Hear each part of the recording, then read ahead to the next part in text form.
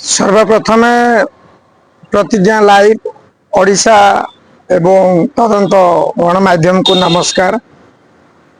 ग्रामीण जल जोगाण कर्मचारी महासंघ साधारण संपादक वैकुंठनाथ साहू आपण मैंने 539 दिन धरी कवर कर 2020 मसीह ए संगठन सहित गणमाध्यम आपण जड़ित अच्छा। तो राष्ट्रपति जो गस्त 3 दिनिया गस्त एवं अगस्त 15 को आखि आगे रखी समस्त टेंट 5 दिन आगु जो भांगी उठे दे सारी ओडिशा पुलिस।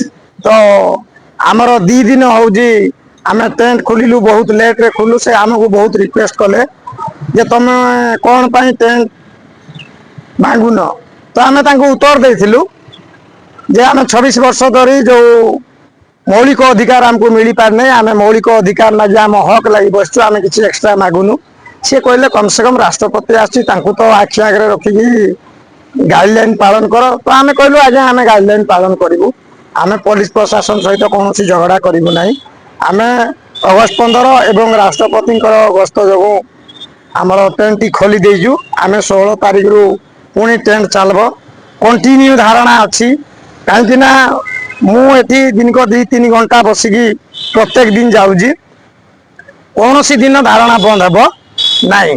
हुए तो टेंट न लगी पारे 16 तारिख पर्यंत किंतु मु प्रत्येक दिन जगन्नाथ पाखे टेंट जो 9 ए जगार मु कंटिन्यू 2-4 घंटा प्रत्येक दिन करी।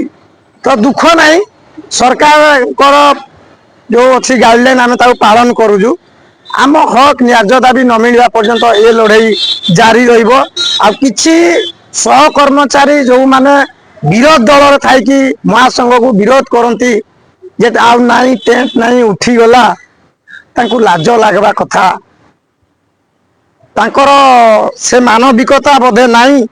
जो हजार हजार कर्मचारी महासंघ कहीं से हजार हजार कर्मचारी भितर से बोधे नहीं आमे जहाँ अनुमान करूँ से बोधे हुए तो थिले एक कथा कही न था जे आ टेंट नहीं वैकुंठनाथ साहू नहीं मु कथा देइथिली गणमाध्यम आगे जे ये महासंघ हजार हजार कर्मचारी झाड़ बुआ एकता आउ एकजुट रे तैयारी एते सहज नुह किए उठेदेव किए भांगीदेव एतिकी सरकार को पाखे विश्वास भरसा अच्छी जे से निश्चय देवे कम हो सरकार टाइम रे देवे कहीं सरकार तो अनेक कथा कही से पूरण कला बहुत लेट हो आम देखुजु किंतु आमको जहाँ कथा ए पर्यंत पूरण होनी किंतु हेबो बोली विश्वास भरोसा संपूर्ण 100% अच्छी।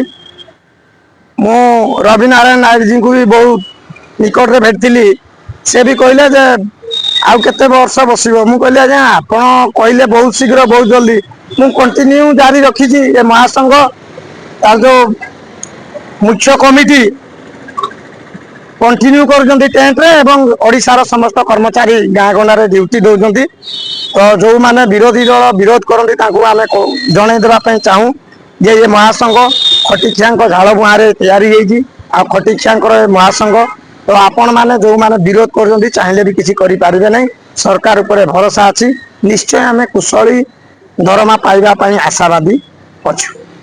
अच्छा 539 दिन है सरकार आपन को या भीतर बहुत थर कथा देइछन आज की 539 दिन हेगला एमिति केते दिन आपण राजरास्ता रे बस जो पर्यंत आमको आम मानकर मौलिक अधिकार आम हक आम न्याय दाबी न मिली सेते दिन पर्यंत ये लड़ाई जारी रहिबो शेष निश्वास थिबा पर्यंत लड़ाई जारी रहिबो। धन्यवाद।